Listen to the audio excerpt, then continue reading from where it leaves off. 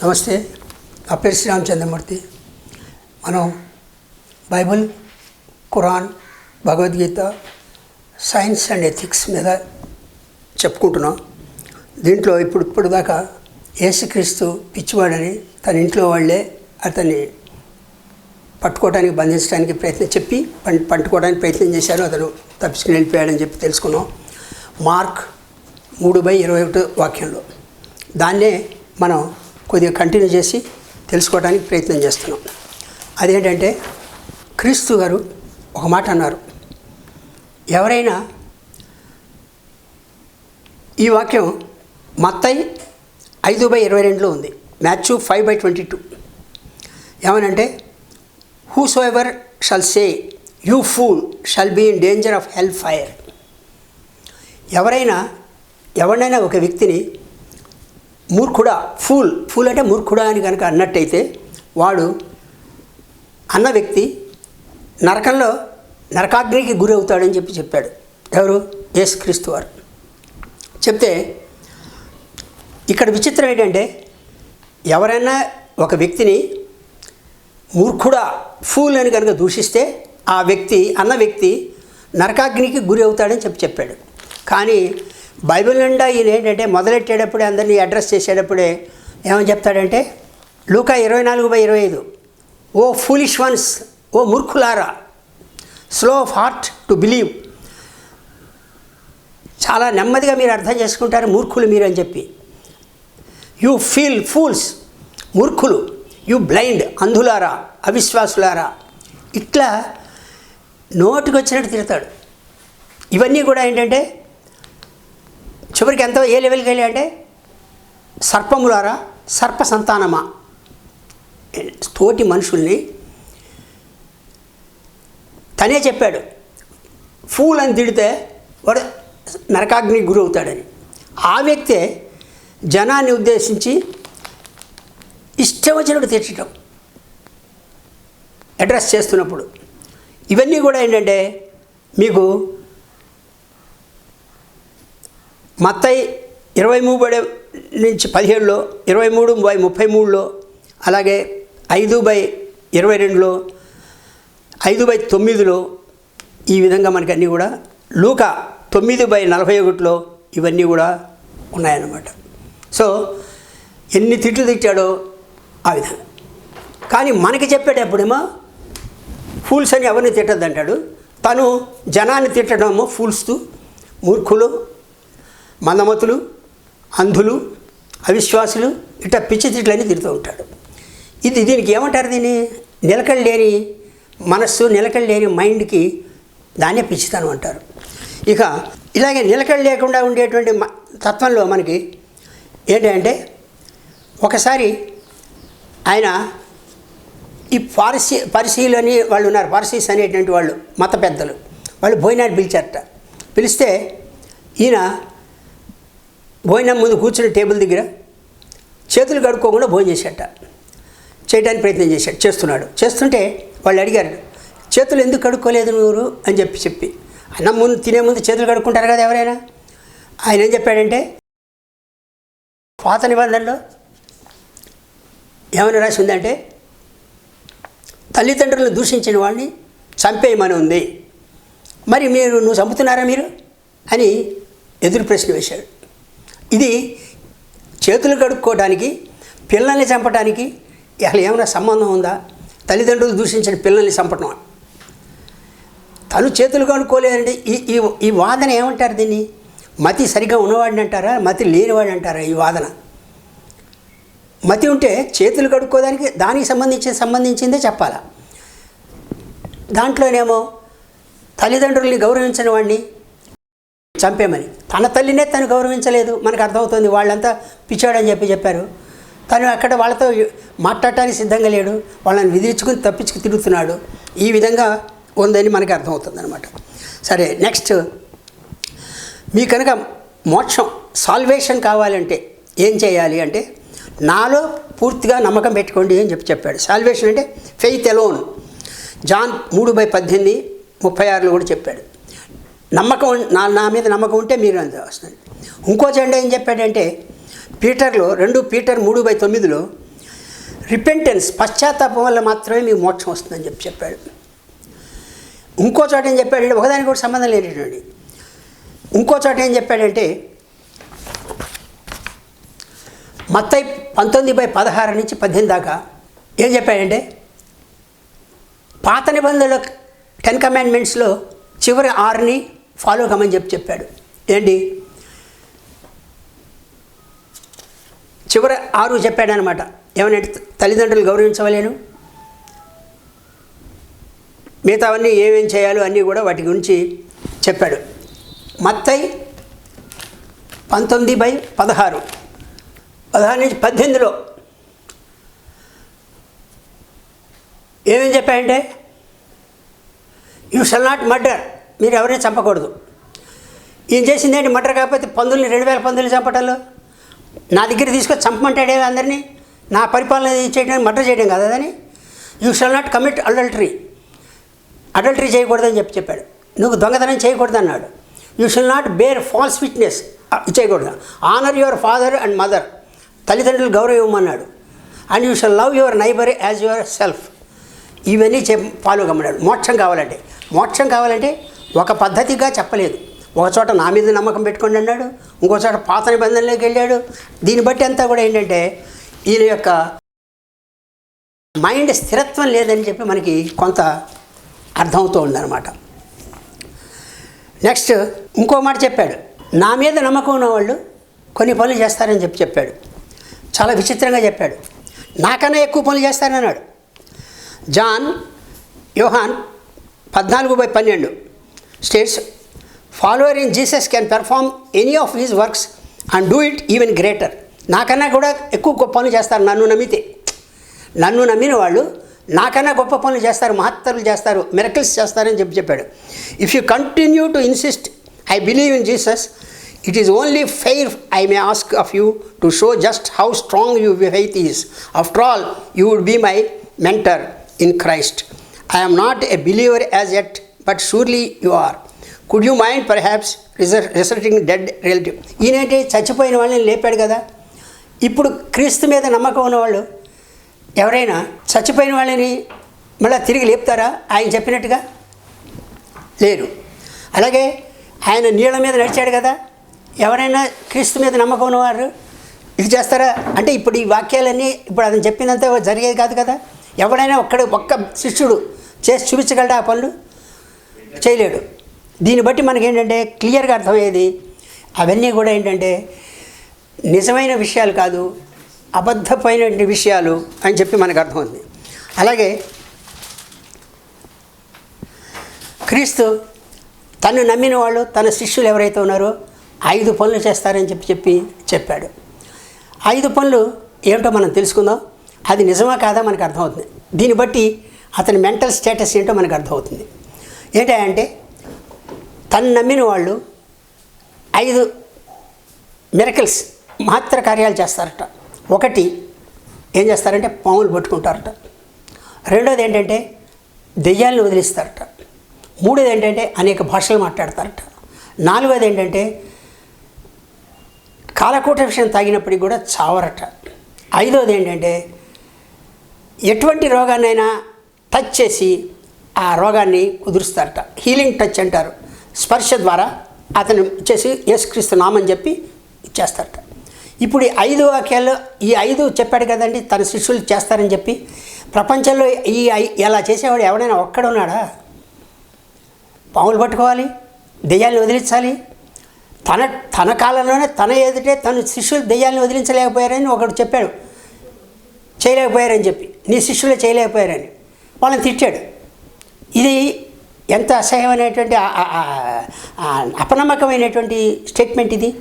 పాములు పడతారు, ఎవరు పడతారండి? పాములు ఎవరు పడతారు? పాములు పడతారు. పాములు అండి ప్రతివాడు పడతాడా? నమ్మకం ఉన్నవాడంతడు కూడా. రెండోది ఏంటంటే ఎలా పడతారు, ఎందుకు పడతారు? దేవుడిని యేసుక్రీస్తుని నమ్మినంత మాత్రం పాములు పట్టేస్తారు వాళ్ళు. ఇక నెక్స్ట్ దెయ్యాల్ని వదిలిస్తారట. దెయ్యాన్ని వదిలించిన తర్వాత ఏంటంటే బహుభాషలు మాట్లాడతారట. వీళ్ళు ఎంతమంది మాట్లాడతారు బహుభాషలు ఎవడుకోవచ్చు. ఇవన్నీ కూడా ఏంటంటే మైండ్ సరిగ్గా లేనివాడు చెప్పేటువంటిది. ఇక 4వ విషయం అనేది చాలా ముఖ్యమైనది. కాలకూట విషయం తాగినప్పటికి కూడా వాడు చావడు అంటున్నాడు, బతుకుతాడని. ఇది ఎక్కడ నమ్మతగ్గ విషయమైనా ఇది? పొరపాటున ఇది కనుక తన భక్తుడే మహాభక్తుడు అనుకోండి, పోనీ యేసుక్రీస్తుని పూర్తిగా నమ్మాడు అనుకోండి, యేసుక్రీస్తు వారు చెప్పారని చెప్పి వాడు తాగాడు అనుకోండి, ఏ పెస్టిసైడో లేకపోతే ఏ మందో తాగాడు అనుకోండి, దీన్ని తాగుతూ ఉంటారు కదా, ఈ మందులు విషయాన్ని తాగితే ఏమవుతాడు వాడు? యేసుక్రీస్తు చెప్పాడని చెప్పి డామని చేస్తాడు వాడు. అందుకని ఇది చాలా అబద్ధమైనటువంటి విషయం. యేసుక్రీస్తు చెప్పాడు కదా అని తాగేస్తే వీళ్ళు ఏమవుతారు? చివరికి పోపుకు నమ్మకం ఉందా లేదా? అందరిలో గొప్పవాడు కదా, పోపు పెద్దవాడు కదా, యేసుక్రీస్తు చెప్పాడని నమ్మేస్తాడా? నమ్మి తాగేస్తాడా విషయాన్ని? తాగమనండి చూద్దాం. అందుకని ఏంటంటే ఇదంతా కూడా అబద్ధాలతో కూడినటువంటి వ్యవహారం, ఆయన ఇచ్చినటువంటి హామీలు అవన్నీ కూడా. ఇక 5వ దగ్గరికి వచ్చేటికి ఎటువంటి రోగమైనా కూడా నన్ను నమ్మినవాడు నా పేరు చెప్పి తాకి నయం చేస్తాడు. నయం అవుతుందా? ఈ హాస్పిటల్స్ దేనికి? వీళ్ళే అందరూ కూడా యేసుక్రీస్తు శిష్యులందరూ హాస్పిటల్స్కి వాటికి వెళ్ళటం దేనికి? అక్కడ యేసుక్రీస్తు పేరుతో హాస్పిటల్స్ ఓపెన్ చేయటం ఏంటి? ఈ హాస్పిటల్స్ అన్నీ క్లోజ్ చేయాలా? యేసుక్రీస్తు నిజంగా నమ్మినట్టయితే తప్పు కదా. క్రిస్టియన్ హాస్పిటల్స్ అన్నీ ఎందుకండి ఇవి? ఇవన్నీ కూడా ఏంటంటే చాలా, అంటే ఇప్పుడు దీన్ని బట్టి చూస్తే మనకి వాళ్ళ అమ్మ వాళ్ళు, తమ్ముళ్ళు, సిస్టర్స్ వాళ్ళంతా చెప్పిన, కుటుంబ సభ్యులు చెప్పింది, ఇతనికి మైండ్ చెలించింది, మతి స్థిరంగా లేదు, పిచ్చివాడు అని చెప్పింది మాత్రం నిజమని మనకు అర్థమవుతుంది ఈ స్టేట్మెంట్స్ వల్ల. దీన్ని బట్టి ఏంటంటే మనం చాలా మరీ క్లియర్గా మనకు అర్థమవుతుంది అనమాట. ఇతను చేస్తున్న పనులు, ఇతను చేసిన బోధనలు కానీ ఏమైనా కూడా, ఈ మిరకల్స్ కానీ ఇవన్నీ చేసినవన్నీ కూడా ఏంటంటే చాలా ఆ విధంగా ఉన్నాయని చెప్పి. ఇతని వైద్యం ఉంటుంది, అది పిచ్చి వైద్యం, చాలా విచిత్రమైన వైద్యం అనమాట. ఈ వైద్యాన్ని గురించి కొద్దిగా తెలుసుకుందాం. ఈ పిచ్చి వైద్యాన్ని గురించి ఈయన కొన్ని మహిమలు చేశాడని చెప్తున్నాం కదా. ఈయన మహిమల్లో వైద్యం తమాషాగా ఉంటుంది. ఎలా అంటే ప్రతిదీ దెయ్యం పట్టింది అంటాడు. జ్వరం వచ్చిందనుకోండి, ఇతని పేరు ఏంటి, మన మ్యాథ్యూ ఉన్నాడు కదా, మత్తయ్య యొక్క అత్తగారికి జ్వరం వచ్చిందిట. జ్వరం వస్తే ఇది మత్తయి అధ్యాయంలో, తను అధ్యాయంలోనే 8/14 ఉందిట. ఏమనంటే జ్వరం వస్తే, అలాగే మార్క్ 1/30 కూడా ఉంది, లూక్లో కూడా 4/38 కూడా ఉంది. దీంట్లో మనకి వివిధ రకాలుగా ఉంటుంది. ఇది చూస్తే ఏమందంటే ఈ జ్వరం వచ్చింది ఎవరికి? మత్తయి అత్తగారికి, పీటర్కి, మత్తయి కాదు, పీటర్ యొక్క అత్తగారికి జ్వరం వచ్చింది. వస్తే ఈయన వెళ్ళాట. వెళ్ళిన తర్వాత ఏం చేశాడంటే ఈ జ్వరం అనేది దెయ్యం లాంటిది అనమాట. వెంటనే ఏం చేశాడంటే దెయ్యాలను వదిలిపెట్టేప్పుడు దెయ్యాలు తిడతాడు. అవి దెయ్యాలు కాస్త ఈ తిట్లు భరించలేక పారిపోతాయి. ఇప్పుడు ఏం చేశాడంటే వీళ్ళ అత్తగారి దగ్గరికి వెళ్ళి జ్వరాన్ని తిట్టాట. ఈ రెబ్యూకుడిది ఫీవర్, జ్వరం తగ్గిపోయిందిట. ఇదేంటి ఎంత హాస్యాస్పదంగా ఉందంటే ఇప్పుడు 21వ శతాబ్దంలో కానీ, ఇప్పుడు కాదు, అప్పుడేదో పిచ్చి రోజులు కాబట్టి 2000 సంవత్సరాల క్రితం ఇదంతా నమ్మారు. ఇదంతా బోగస్ అయినా కూడా. కానీ ఏంటంటే జ్వరాన్ని తిట్టేటైతే అనేక జ్వరాలు వచ్చి చాలామంది చచ్చిపోతున్నారు. తిట్టేటైతే తిట్టగలిగిన వాళ్ళు బోళ్ళ మంది ఉన్నారు. తిడితే జ్వరం పోయేటైతే ఇంకా ఇదంతా ఏంటంటే ఇది ఒక పిచ్చి వైద్యం అని చెప్పి మనకు అర్థమవుతుంది. పిచ్చోడు చేసే వైద్యం లాంటిది. ఇక నెక్స్ట్ ఆమె కాస్త ఈయన తిట్టేటప్పటికి జ్వరం కాస్త పారిపోయిందిట. జ్వరం వెళ్ళిపోయింది, ఆరోగ్యవంతులైతే వీళ్ళందరికీ కూడా వంట వండి పెట్టి చేసిందిట. ఇక తర్వాత ఈయన చేసిన దాంట్లో ఏంటంటే